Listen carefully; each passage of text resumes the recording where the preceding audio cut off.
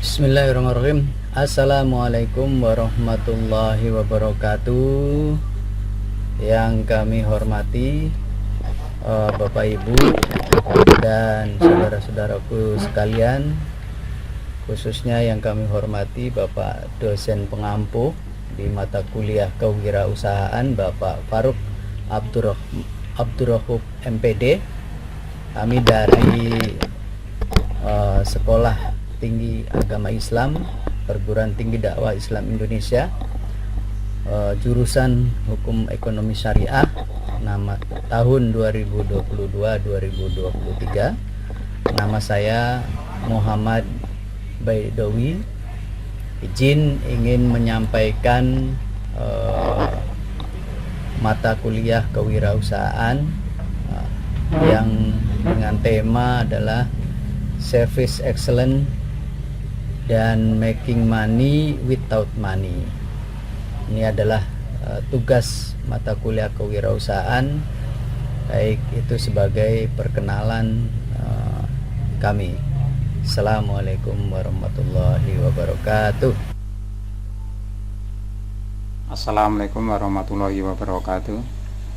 Saya Supono, program studi Hukum Ekonomi Syariah Perguruan Tinggi Agama Islam STAI PDI Jakarta, angkatan tahun 2023. Assalamualaikum warahmatullahi wabarakatuh. Bismillahirrahmanirrahim. Assalamualaikum warahmatullahi wabarakatuh. Nama saya Widiawati binti Husin, program studi Pendidikan Agama Islam di STAI PTDI Jakarta. Wassalamualaikum warahmatullahi wabarakatuh. Tujuan instruksional umum. Setelah mendapatkan materi Service Excellence, peserta diharapkan akan dapat mengimplementasikan kualitas pelayanan yang sesuai dengan harapan pelanggan. Introduction pelanggan. Pelanggan adalah pihak yang paling penting dalam perusahaan. Pelanggan tidak bergantung kepada kita, kita yang bergantung kepadanya. Pelanggan tidak melakukan interupsi terhadap pekerjaan kita, melainkan pelangganlah tujuan dari pekerjaan kita. Pelanggan tidak terpisah dalam organisasi kita, tetapi pelanggan merupakan bagian dari organisasi kita. Kita tidak memberikan kesempatan kepadanya untuk melayaninya, melainkan pelanggan yang membawa kita kepada pemenuhan kebutuhannya. Arti pelayanan pelanggan. Pelayanan pelanggan memiliki tujuan mencapai kepuasan pelanggan. Yang dimaksud dengan kepuasan pelanggan adalah persepsi pelanggan terhadap produk jasa yang telah memenuhi harapannya. Arti pelanggan. Definisi: pihak, orang atau perusahaan yang mempunyai keinginan dapat berupa keinginan terhadap benda, informasi, layanan, dan arti pelayanan: tindakan dalam memenuhi kebutuhan pelanggan dan atau melampaui harapan pelanggan. Bagian 2. Kepuasan pelanggan. Tingkat kepuasan pelanggan: basic, expected, desired, unity, capital. Faktor kepuasan: delight, memberikan dampak kepada keterikatan emosional. Kepuasan pelanggan. Dalam menentukan strategi untuk mencapai kepuasan pelanggan, maka kita perlu mengetahui harapan pelanggan. Banyak faktor yang mempengaruhi harapan pelanggan, antara lain pengalaman masa lalu, komunikasi, personal need. Faktor yang mempengaruhi harapan pelanggan sebagian tidak dapat dikontrol, seperti harapan yang dibentuk karena faktor komunikasi, terutama iklan pesaing, promosi mulut ke mulut, dan berhubungan dengan personality. Oleh karena itu, penyedia jasa harus mengetahui harapan dan kebutuhan pelanggan serta up service, terus meningkatkan pelayanan sesuai dengan harapan pelanggan. Keuntungan meningkatkan pelayanan. Kualitas pelayanan harus secara terus-menerus ditingkatkan karena harapan pelanggan yang selalu berubah meningkat. Keuntungan untuk pelanggan: better service, extra service, quality service, excellent service, superior service, red carpet service, wood class service, dan up your service. Keuntungan untuk penyedia jasa: impeccable service, zone valuable service, leading edge up service. Bagian ketiga, kualitas pelayanan pelanggan. Ada 5 dimensi yang dapat menjadi acuan dalam memberikan pelayanan yang berkualitas. Yang pertama adalah reliability, yang kedua empati, yang ketiga insurance, yang keempat responsiveness, yang kelima thank you. Bagian ketiga, 3 pilar pelayanan berkualitas: service excellent organization, product excellent, yaitu produk dan pelayanan prima excellent, proses excellent, yaitu sistem pelayanan yang efisien, kebijakan prosedur yang berorientasi kenyamanan pelanggan, database pelanggan, sistem umpan balik yang komprehensif, sistem untuk meningkatkan secara berkesinambungan, struktur organisasi yang efektif, people excellent, SDM yang kompeten dan terlatih. Service mindset. Dari 6 pilar service excellent, pilar people memegang peranan paling penting karena produk dan proses merupakan hasil kerja people. Bagaimana membangun excellent people? Change the mindset to be up service mindset. 6 karakter up service mindset. Yang pertama adalah kedermawanan, yang kedua semangat untuk belajar dan berkembang, yang ketiga ketulusan, yang keempat berani mengambil tanggung jawab secara pribadi, yang kelima semangat untuk membantu pelanggan, yang keenam melihat sesuatu dari sisi pelanggan. 6 prinsip dasar service excellent.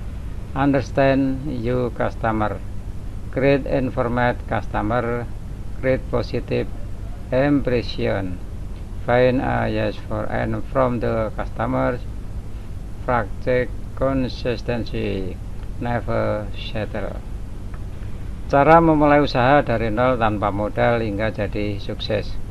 Mendengar kata making money without money atau disebut dengan menghasilkan uang tanpa mengeluarkan uang, hal tersebut pasti merupakan hal yang sangat menyenangkan di telinga, tetapi bagaimanakah aplikasinya di dalam kehidupan sehari-hari?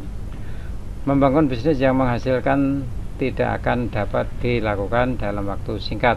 Semuanya harus dimulai dari bawah, perlahan-lahan berkembang menjadi sukses. Kata instan bukan sesuatu yang bisa diasosiasikan dalam hal ini.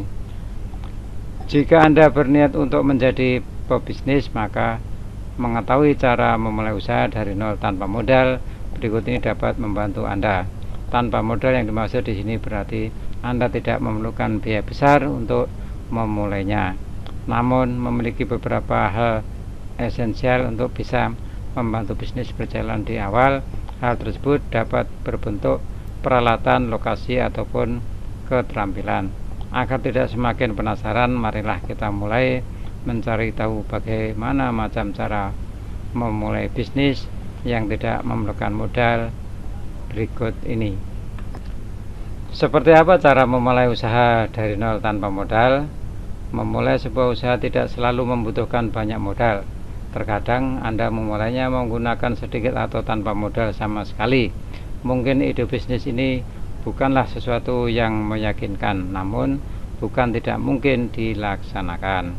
Agar sebuah bisnis dapat berkembang, Anda memang membutuhkan dana, namun uang saja tidaklah cukup. Anda juga membutuhkan mitra, investor, dan rencana yang solid tentang bagaimana cara menggunakan dana tersebut berkembang. Namun, Jika kita membicarakan mengenai memulai sebuah bisnis tanpa modal, maka hal ini dapat dimulai dari yang kecil saja. Berikut ini beberapa tips dan untuk cara memulai bisnis dari nol yang bisa Anda manfaatkan. Mari mulai bisnis Anda dan kembangkan menjadi sesuatu yang menghasilkan. Apa yang bisa Anda lakukan dengan gratis? Untuk menghemat modal ketika memulai sebuah bisnis, maka Anda harus bergantung kepada kemampuan diri sendiri. Temukan hal yang dapat dikerjakan sendiri sehingga tidak perlu mengeluarkan modal untuk mendapatkannya. Apakah bisnis Anda butuh website? Jika bisa membuatnya sendiri, maka lebih baik melakukan hal tersebut. Dengan begitu Anda sudah menekan biaya yang harus dikeluarkan. Apakah bisnis Anda butuh materi pemasaran dan mampu mendesainnya sendiri dengan berbagai macam software yang sangat mudah digunakan di luar sana? Ketika baru memulai, hal-hal seperti ini bukanlah sesuatu yang harus dibuat dengan sempurna, asalkan Anda bisa melakukannya, maka lakukanlah demi menekan biaya yang harus dikeluarkan. Yang kedua, apakah Anda memiliki tabungan? Yang ketiga, tanya kepada orang di sekitar Anda untuk dana tambahan. Ide bisnis yang bisa dimulai tanpa modal. Jika masih belum menemukan ide bisnis yang ingin Anda bangun, maka beberapa ide di bawah ini menjadi pertimbangan. Mari kita perhatikan setiap ide tersebut. Yang pertama, kita bisa menjadi freelance editor. Yang kedua, bisa menjadi blogger. Yang ketiga, menjadi programmer. Yang keempat, menjadi dropshipper. Yang kelima, membuka konsultan. Jika Anda memiliki keahlian di bidang tertentu, maka membuka jasa konsultasi merupakan sebuah ide bisnis tanpa modal yang bisa Anda jalankan. Ada banyak bidang membutuhkan jasa konsultan. Maksimalkan pengalaman dan keahlian Anda untuk membantu orang lain melalui bisnis tanpa modal satu ini. Itulah berbagai cara memulai bisnis tanpa modal besar. Tinggal bagaimana cara Anda dalam mengembangkan bisnis tersebut. Walaupun di awal tidak perlu modal, namun ketika harus mengembangkan, maka mendapatkan modal usaha pasti menjadi suatu keharusan. Demikian, terima kasih Bapak dosen, teman-teman yang telah membantu di dalam penyusunan makalah kami ini. Harapan kami dengan pemaparan ini semoga bisa menambah wawasan dan menambah motivasi bagi teman-teman yang ingin membuka usaha baru dan menambah ilmu pengetahuan sehingga semangat untuk membuka usaha baru. Demikian, mohon maaf apabila di dalam kami mempresentasikan ada hal-hal yang kurang berkenan. Mohon maaf yang sebesar-besarnya. Billahi taufik wal hidayah. Wassalamualaikum warahmatullahi wabarakatuh.